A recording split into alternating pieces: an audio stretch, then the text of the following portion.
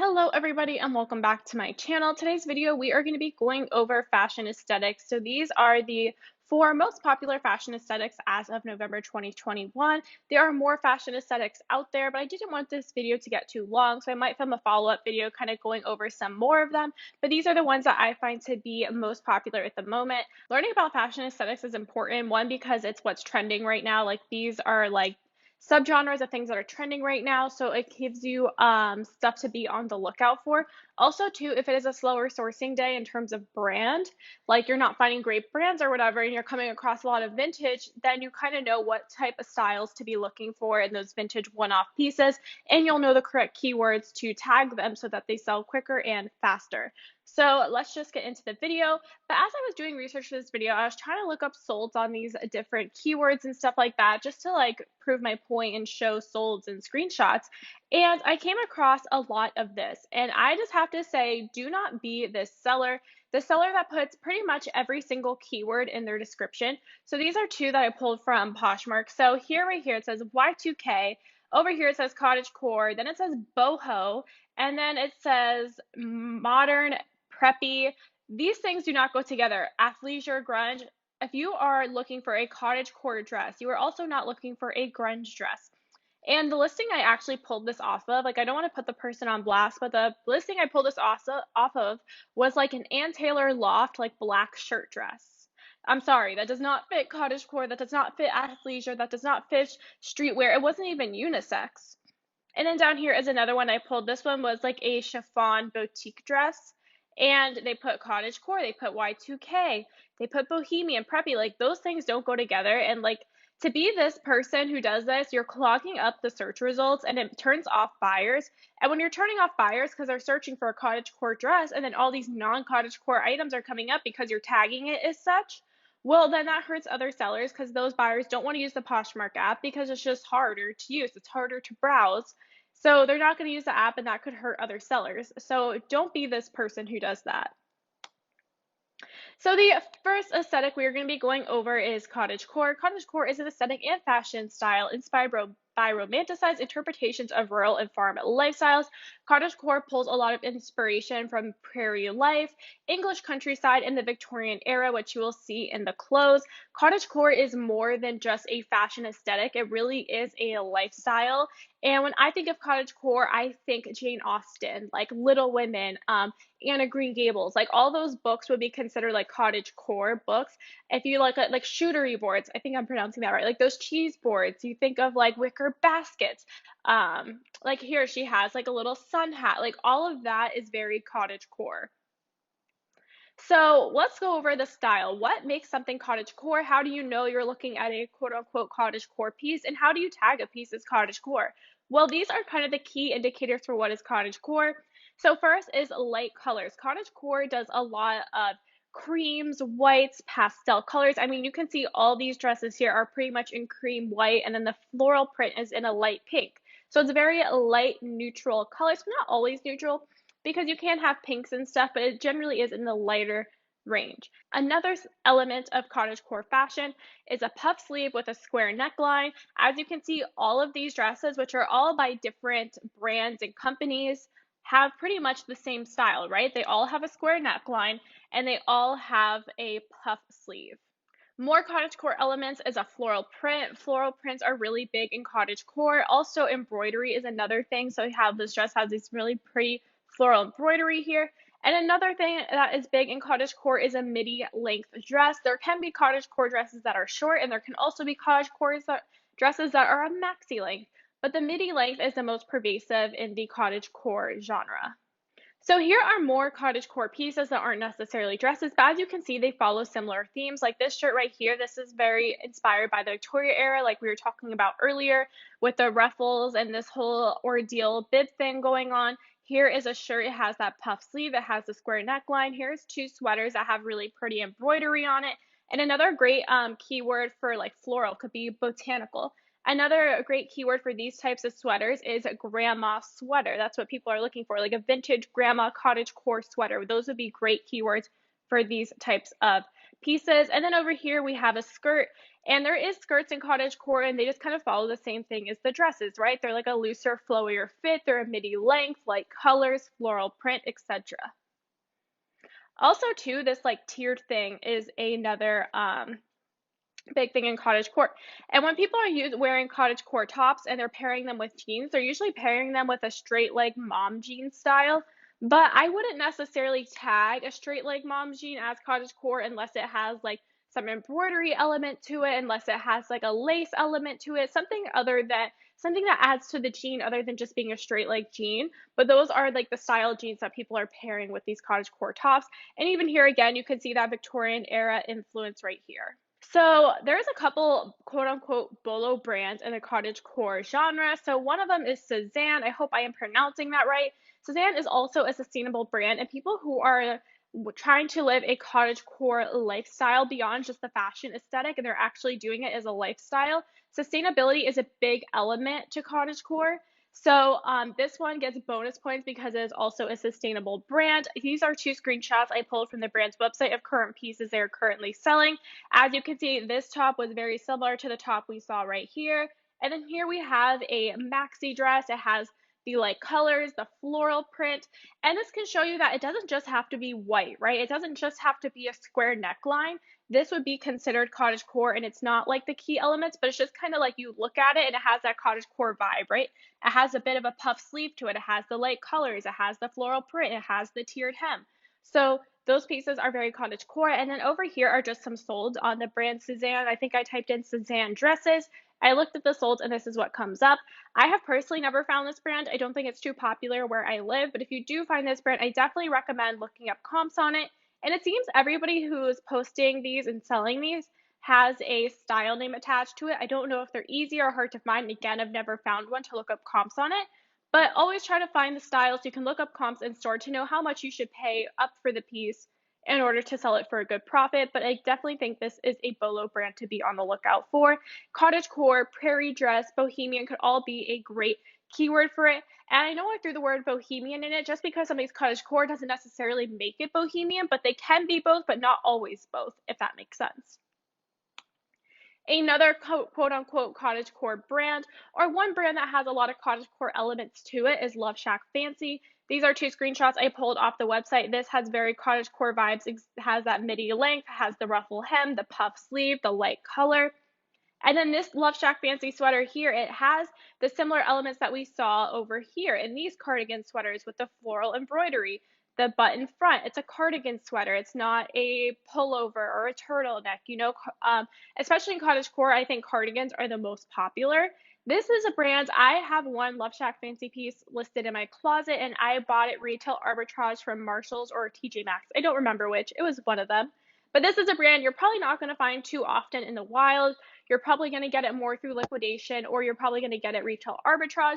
But if you do find it, look up comps, look up the style, because it could be worth it. Again, if you look at the solds on it, everybody's posting the style name to it. So the Nova Tester, we have Dina cardigan, Rigby dress. So if you have the time to find the style, definitely look up specific style comps because it can vary from piece to piece. But this is a brand, again, that has a lot of cottagecore elements. This is a great keyword for it.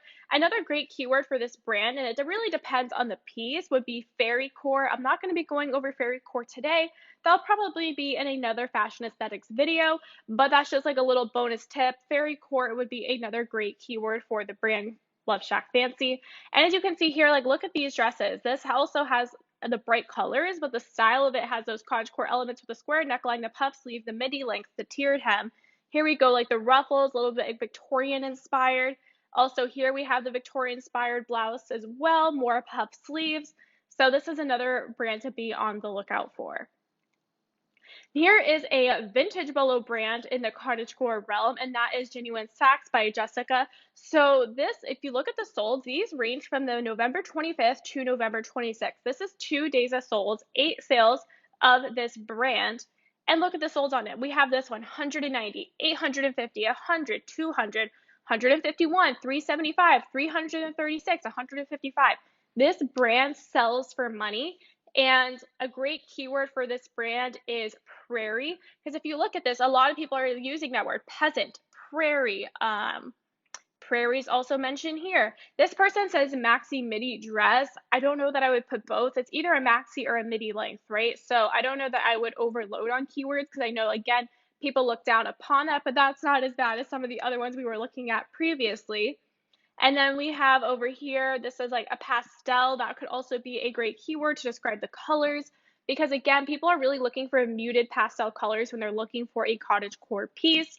And here again, the person is using the keyword prairie. I showed you two current brands, one vintage brand that does really well in the cottagecore realm, but something doesn't have to be brand name to make money. We have this vintage cottagecore brown corduroy tier boho maxi dress sold for $98. I clicked on this listing, as you can tell in the purple. I clicked on it. This had no brands. I don't believe it even had a size tag in it, but she was able to get $98 because she modeled it and she used keywords for it. Then over here we have another cottagecore dress, and then she also used the word prairie. Gingham is another pattern that is big in cottagecore. I would say it's more on the floral side, but there is a lot of gingham pieces that are considered cottagecore. Over here, we have two more sold $48 and $70. But I would stay away from saying genuine sax style because it's not a genuine sax dress. And I don't know what eBay's policies are on this, but I'm assuming they would frown upon it. If it's not a certain brand, you can't do it. Like, you can't sell something that looks like Chanel, right? Like, say a tweed boucle jacket, right? You can't have like a J. Crew tweed boucle jacket and be like Chanel like tweed boucle jacket. That's not like, you're not supposed to do that. I don't know how serious eBay takes that, if they will ding your account, if they'll pull your listing, but I do know it's kind of a no-no to do. So you don't have to say genuine stock style. Prairie works perfectly, cottagecore works perfectly. But overall, I just wanted to show you it doesn't have to be necessarily brand name in order to make money. It just has to fit the aesthetic and the style. And here's more. These are sold on Poshmark. These ones are a little less, but still good money, right? We have a vintage Corette jacket. Corette is not a brand you want to be picking up, but look, it's cream. It has the collar. It's a button front cardigan. It has all this beautiful embroidery on it. That's very cottagecore-esque. So they were able to ask and sell for $40 a Corette piece. Then we have a Laura Ashley dress. And now these colors are a little brighter than your typical cottagecore piece, but it's about the overall look. It's long sleeve. It has that prairie style. It has the fitted top and more of the flowy skirt to it. It's that midi length. And for a Laura Ashley piece, she was able to get $87. And I bet you this seller probably leaves 99.9% of Laura Ashley pieces behind. But this one, because of the style, she was able to recognize it, that it fit this really popular aesthetic, and able to sell it for $87.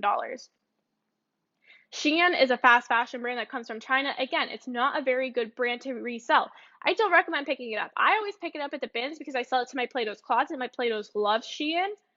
But to sell on Poshmark, it's really not worth your time. But look at this one. This one was worth this seller's time. To sell a Shein dress for $25 and you get a payout of $20. Maybe she gave a shipping discount, so her payout's $18.50. That is still a really good that's still a really good payout for a Shein piece. This one is very cottagecore-esque as well. It has more of the romantic modern elements of cottagecore and not so much as the vintage style, but I would still classify this as cottagecore. And again, she's a keyword fairy tale, fairy core. That would be another very good keywords to use for this as well. But again, those will be mentioned in a later video. And then over here, we have another dress that sold for $40, a light cream floral dress, sleeveless. It has this collar on it. It has the button front detail, fitted top, A-line skirt, all very cottagecore. She was able to get $40 for that dress. So there is money to be made in cottagecore. You just have to be able to recognize the styles and market it correctly. The next aesthetic we're going to be going over is dark academia. So what is a dark academia? I pulled this from a New York Times article. It says a look best described as traditional academic with a gothic edge. Think slubby brown cardigans, vintage tweed pants, a worn leather satchel full of a stack of books.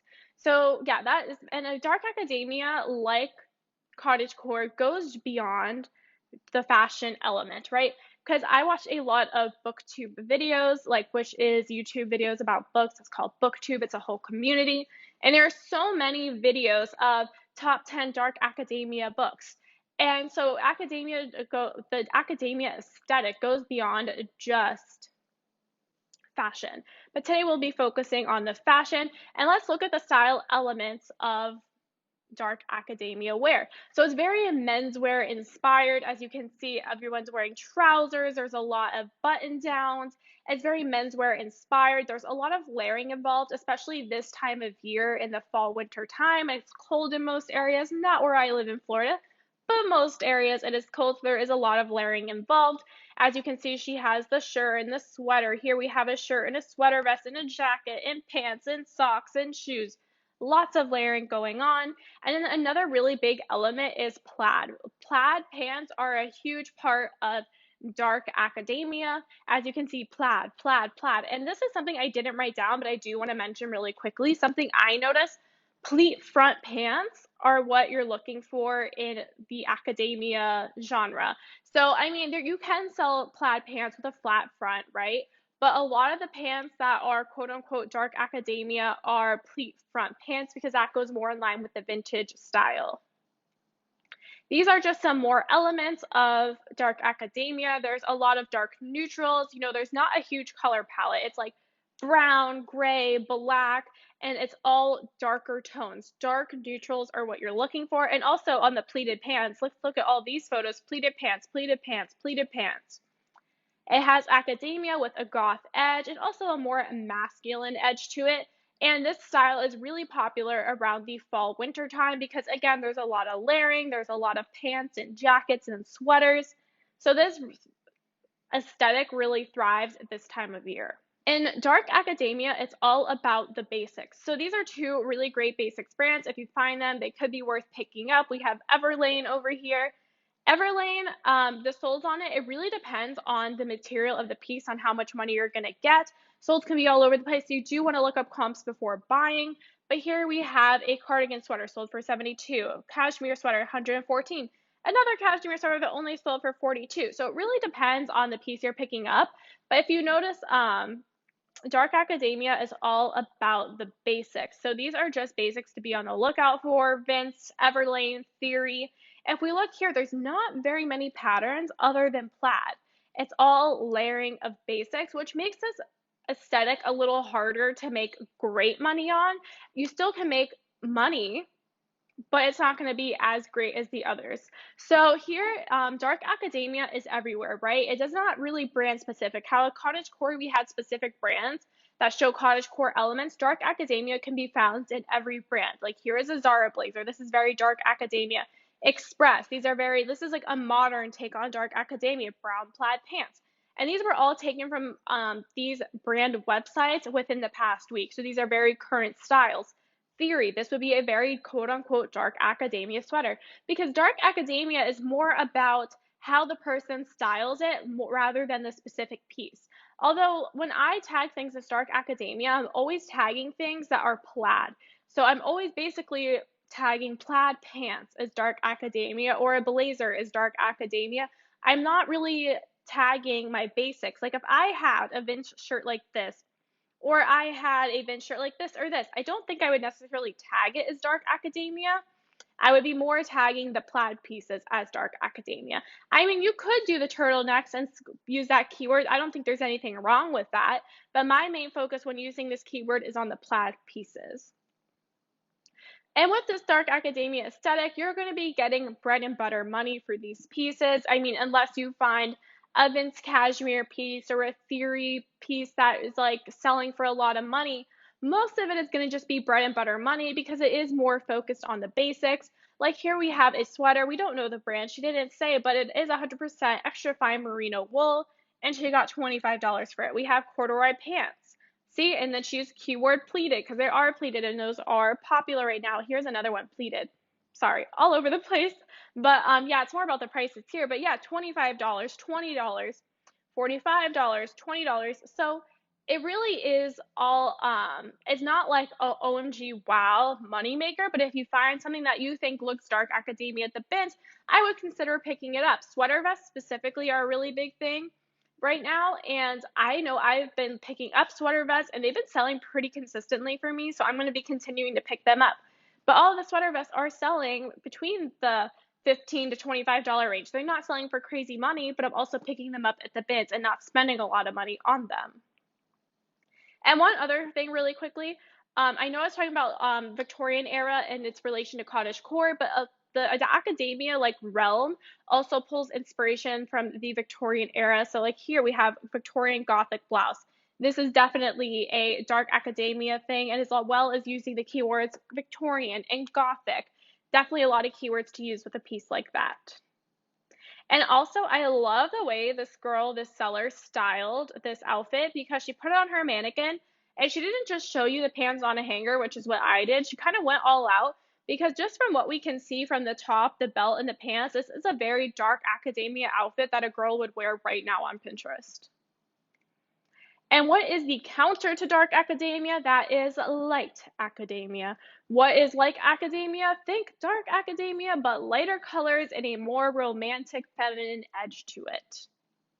So here are just some outfits of light academia. So again, we have the pleated trousers, pleat front, and as you can see, it's very similar to the dark academia outfits that we saw, but the colors are just a lighter color. That's light neutrals instead of dark neutrals. And when I said there was a more romantic and feminine edge, you can tell by the fact that there is more skirts involved in light academia versus dark academia. And like dark academia, you're just going to be getting bread and butter money for these pieces. So like this Charter Club piece, right? We have a Charter Club wool houndstooth blazer. $65. That is a really good sale, and this is something I would also be tagging as light academia and dark academia. You can use both keywords if it's a piece that kind of can go with both aesthetic, but say something like this, I would only use the keyword light academia, if that makes sense. And see, even the skirts have a lot of pleated details in it, so pleats are definitely another style element of the academia realm. Here we have a tan cardigan, $34. It sold for 22 and then 33. So again, just kind of bread and butter money.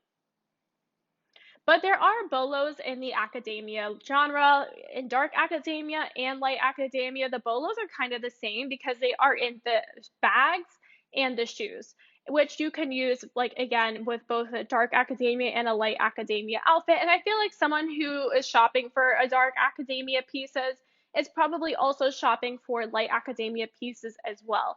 So if you find leather satchels, definitely look them up on Poshmark, eBay, because they can be going for money. Here we have the Cambridge satchel, sold for $150. House of Flynn satchel, $80. This is just a large bag. It has no brand. It says handcrafted. That went for $100.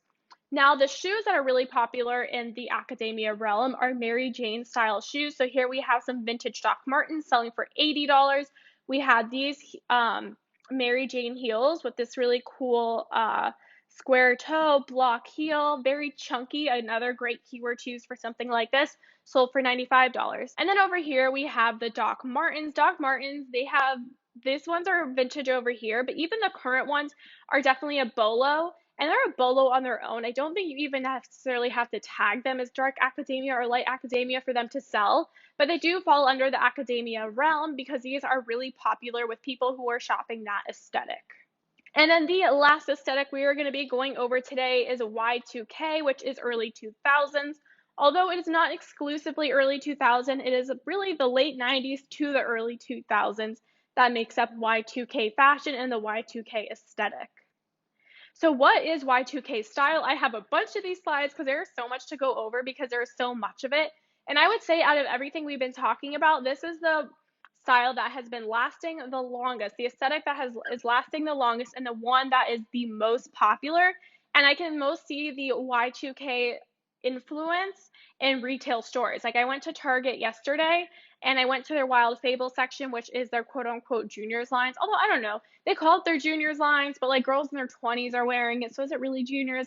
I don't think so. But a lot of those pieces are very Y2K inspired. So what is a Y2K piece? Baby tees are coming back, so very cropped graphic tees. We have the bucket hats right here. Again, she's wearing a bucket hat over here. I didn't write this in one of the slides, but these like clear glasses are really big right now without the edge on them. And then over here we have camisole tank tops. I have sold so many camisole tank tops using the keyword Y2K, and they haven't been any special brand. They've just been like a camisole tank top with a lace edge on it. Sometimes they have a little sparkle or some this or that on it, but I always name it Y2K camisole, Y2K cami, and they always tend to sell well. More things that are popular in the Y2K style is mini skirts. This one I haven't really tried to sell myself. I do know that they're popular. I don't know. People in Poshmark and resellers in general say skirts don't sell that well. I don't pick them up all that often. So this is one that I kind of stay away from, but it is a big thing right now. Like this outfit is super Y2K. We have crop cardigans are back, which you can even see over here. She's wearing a cropped cardigan. Here she's wearing a cropped cardigan, camisole tank top.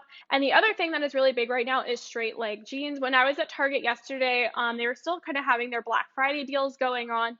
It was really funny because they had a bunch of straight leg jeans and then they had a smaller selection of skinny jeans. The straight leg jeans were $30 and they were marked down to $25. The skinny jeans had been marked down to $15. They were marked down a lot less, and I'm guessing and I'm thinking, and I was talking to my friend about this, I was like, they probably have to make them cheaper because nobody wants to buy them because skinny jeans are not in style right now.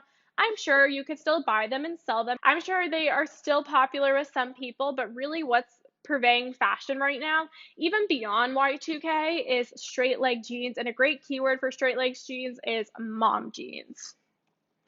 More styles in the Y2K genre is mesh.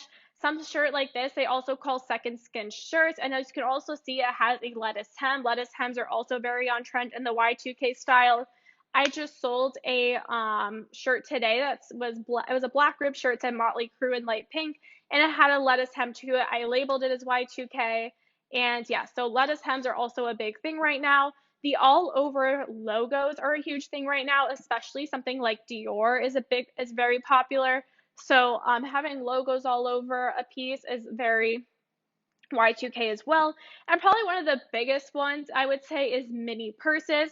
I think we can kind of look back in most of these photos and see a mini purse. We see one mini purse, two mini purse, three mini purses, four, five, six, seven. These are a huge trend right now. But I'm not unless you have a designer one, you're just gonna get like bread and butter money for mini purses. So there's that. And even something like this, you're gonna get bread and butter prices for it.